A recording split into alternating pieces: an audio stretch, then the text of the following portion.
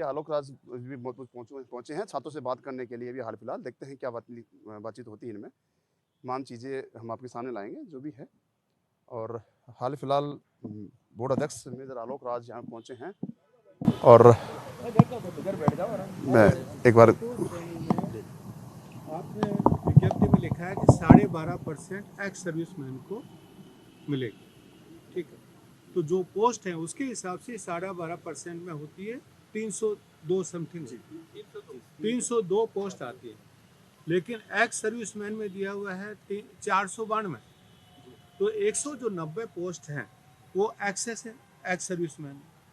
और वो एक्सेस क्यों है कि वो जनरल एमबीसी कोटा से निकाल के और उधर एक्स सर्विसमैन में ऐड कर दिया है। तो जो जनरल कोटा मिलना चाहिए था उससे 190 पद का लॉस हुआ और 190 पद एक्स सर्विसमैन में 190 पद एक्स सर्विसमैन में ज़्यादा। बातें बताई हैं, कुछ कहा है, क्या पूरा मामला रहा? क्या उन्होंने बताया कि मैं विभाग को भी लेटर लिखूंगा और मैं खुद भी इस विज्ञप्ति को वापस वर्गीकरण को चेक करूंगा और मैं अगर इसमें कुछ दिक्कत होगी या कुछ गलती से आवंटन हो गया तो मैं उसको जल्दी से जल्दी निस्तारण करने की कोशिश। समय दिया? 7 दिन का समय दिया साहब। बड़ी जद्दोजहद के बाद अध्यक्ष साहब का यहाँ आना हुआ। सुबह से भूखे प्यासे पूरे प्रदेश से कोने कोने से आए बच्चे बैठे हैं, 6-7 घंटे हो गए।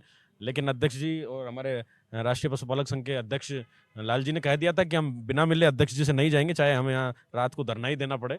तब जाके अध्यक्ष जी की नींद खुली और आए हमारे बीच। अच्छी बात है, हम सराहना करते हैं इस बात की। हमने अपनी मांग से अवगत करवा दिया है।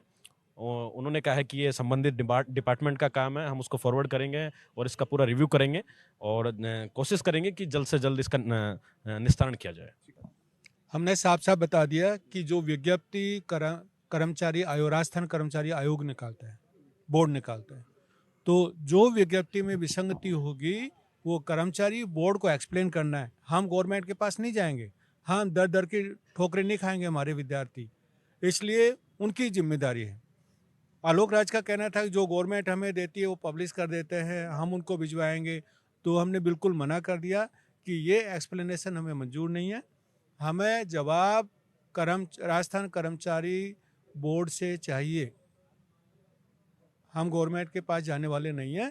और जो विसंगति हुई है वो बिल्कुल क्लियर है, कोई बैकलॉग नहीं है, बैकलॉग 0 है, फिर भी आप 20% निकाल रहे हो। अरे कोई तो लॉजिक होना चाहिए, ट्रांसपेरेंसी होना चाहिए। तो उनको बोल दिया कि भाई 7 दिन में आप जवाब दीजिए हमें, और ये पूरा एक्सप्लेनेशन हमें चाहिए। जब तक पूरा ये लॉजिकली एक्सप्लेन नहीं होता है, ये 190 पोस्ट हमारे जनरल एमबीसी में मिलाई नहीं जाती है, हम चुप बैठने वाले नहीं हैं। फिर 7 दिन के बाद हमारे जो भी डेलीगेशन है फिर आएगा और फिर इनको दोबारा से फॉलोअप करेगा, लेकिन हमें जवाब चाहिए। ये एमबीसी वर्ग के आपस में लड़ाने की साजिश है। वो भी एमबीसी वर्ग के लोग हैं, आर्मी मैन है, जो ये जर्नल वाले हैं, ये चाहते हैं कि ये जो इनका हमारी जो मेन मांग है एमबीसी वर्ग को आरक्षण को नवी अनुसूची में डलवाना। हमारी जब गुर्जर महापंचायत हुई थी, जब सरकार ने 60 दिन का समय मांगा था पीलूपुरा पर, तब ये तय हुआ था कि भाई हम अगली विधानसभा सत्र जैसे ही चालू होगा नवी अनुसूची की चिट्ठी केंद्र सरकार को भेज देंगे। सरकार ने वार्ता की, इधर समाज के प्रतिनिधि जो आरक्षण के नेता हैं उन्होंने उनसे बातें हुई, लेकिन उन 60 दिनों के 5 महीने निकल गए।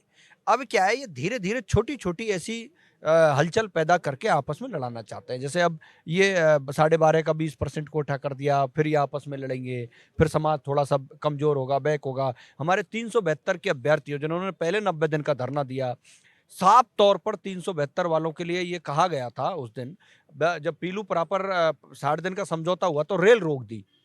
जब रेल रोक दी गई थी तो इनके कलेक्टर ने, इनके संभागीय आयुक्त ने जाके कहा कि हम 372 वालों को भी नौकरी दिलाएंगे ना। तो अब दोबारा से 372 वाले शहीद स्थल सिकंदरा पर पहुंच गए।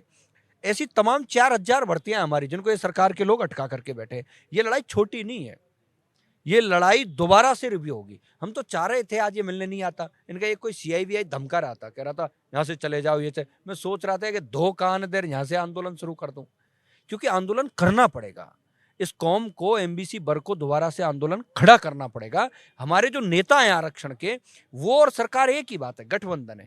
वो MLA नहीं बन पाए तो वो सरकार से मिलकर के और सरकार का ही काम कर रहे हैं, समाज का काम नहीं कर रहे। समाज का काम योग पुरुष कर्नल बैसला करता था, जो सरकार से कहता था कि मैं आऊंगा, मैं लड़ूंगा, मैं लूंगा। वो लेके जाते थे।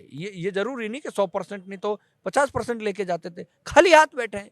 शर्म आनी चाहिए सरकार के लोगों को भी और समाज के लोगों को भी, जो नेतृत्व कर रहे हैं आज की टाइम पर। उन लोगों को गालियां देंगे ये समाज के युवा कि क्या कर रहे थे वो नेता। ये जो पीढ़ी के जो 4-5-10 हजार नौकरियां जो विलुप्त हो जाएंगी, ये 10,000 आदमी जब तक जिएंगे, जब तक गाली देंगे उन नेताओं को।